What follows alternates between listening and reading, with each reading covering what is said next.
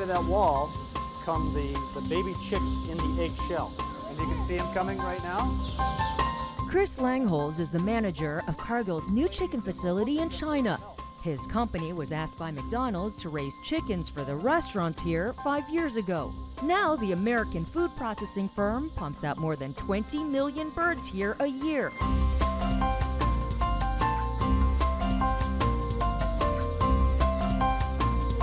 These chicks need to be healthy.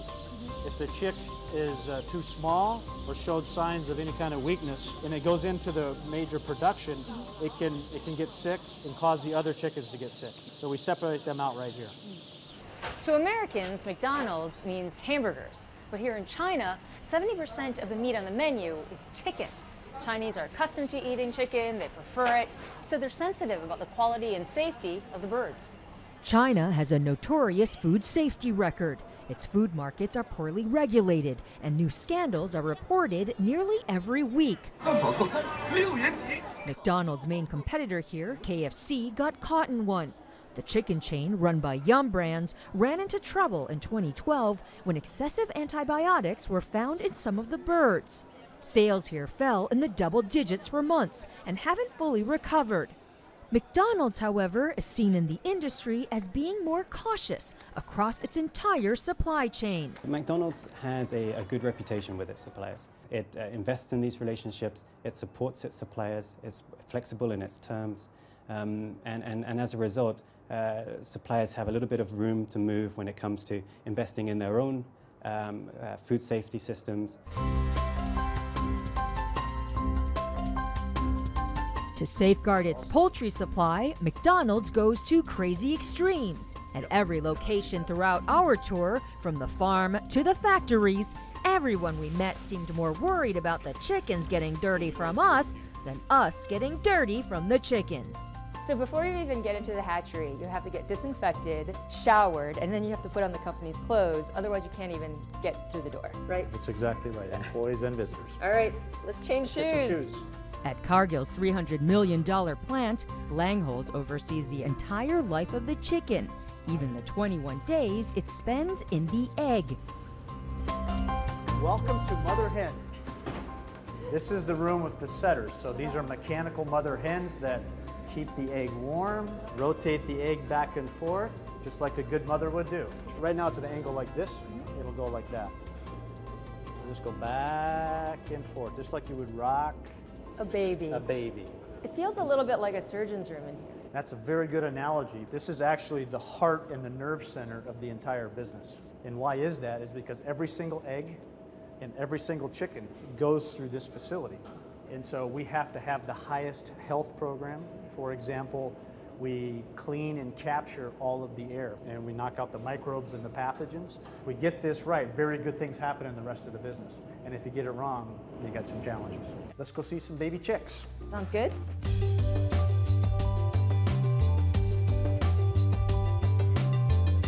This is where they're given medicine for vaccination.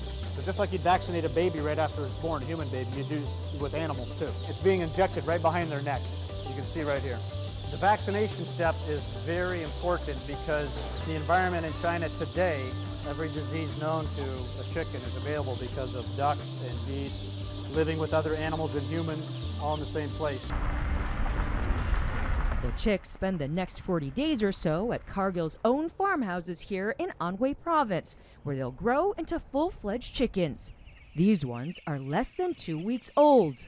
So Eunice, we're sitting on a nice bed of comfortable rice hulls. And below there, if you look down, you can see we have a concrete floor. The main reason is for biosecurity and health management. Why is it important to have concrete here? Why not just build, why not have soil or? Sometimes you have to be concerned if you're using dirt floors for carryover of pathogens. And in specific to China, there's just a large animal population that's distributed. And other things you don't know about any type of industrial contamination. And you just don't want to take that risk.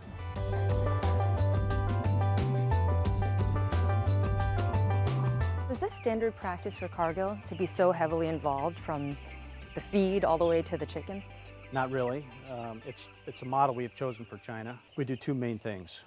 One is we control and own the farms. The behavior of independent farmers has been one of the challenges. And the second is we own and control the feed, so you de-risk most of the business. So what if there was an outbreak of bird flu? The last one that broke out, we were at the epicenter right here. And by the way we have designed the business, we did not change one process or have to modify any kind of other procedures or policies or assets. That's something that's unique for China that we wouldn't do in other countries, to be ready for those kind of events. So the birds come from the farm and they get into the factory, but before they even get into the gate, they have to go through a health inspection in order to make sure that there's no disease that spreads throughout the plant. The chickens aren't the only ones getting checked. All right, we're good to go. Let's go see chicken. Come on up here, Eunice. This is where we wash the chickens. It's bath time.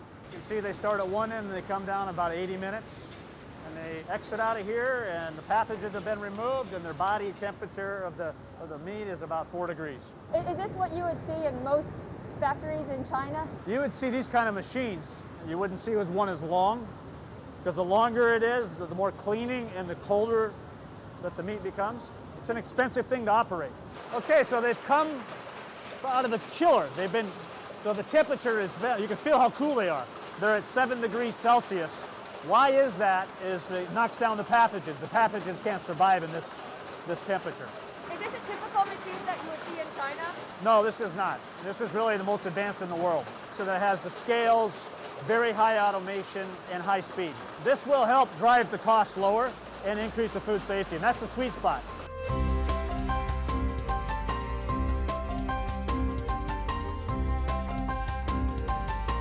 So this is the type of meat you would have at McDonald's? Yeah, these are McDonald's products. This is the breast meat, which is used to make the nuggets, 100% white meat, breast meat, and this is the wing. Very popular. The price of this is double the price of this. Why? Because Chinese don't like white meat as much as they like dark meat. Dark meat on the bone is a premium. Just the opposite in the West. The chicken is brought to a processing plant like this one. This factory churns out 1.5 million chicken nuggets every single day. Hi, Dennis. Hi, nice to meet you. Welcome. Thank you. Welcome to our company. Dennis Zhang was hired as a translator for a McDonald's supplier over 20 years ago. Today, he runs the business here. The meat gets blended and chilled down to the right temperature and discharged to the meat tub. And the meat will be transferred then to the forming machine to form nuggets. One chicken makes around 20 nuggets. So there they are. Right. They're naked. Yes, these nuggets are before coating. Before coating. Right. So what happens here then? After formed, then the nuggets will go to a milk wash. So they get a milk bath. The nuggets are breaded, coated in batter, then fried before they're sent out to restaurants across China.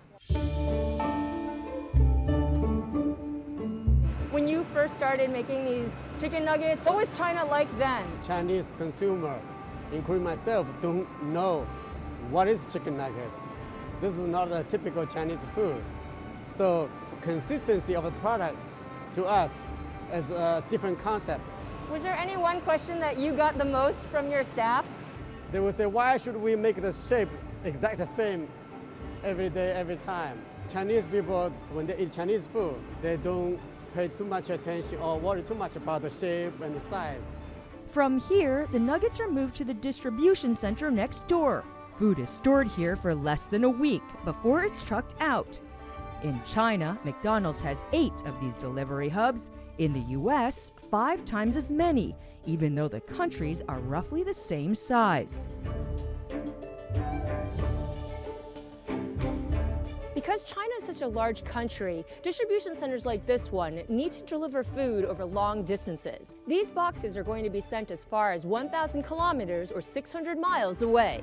Geographically, it's a big country, so we have to deliver long distance to the stores, make sure that we're on time even with all the natural disasters, earthquake, flood, ice, all these storms, all these things.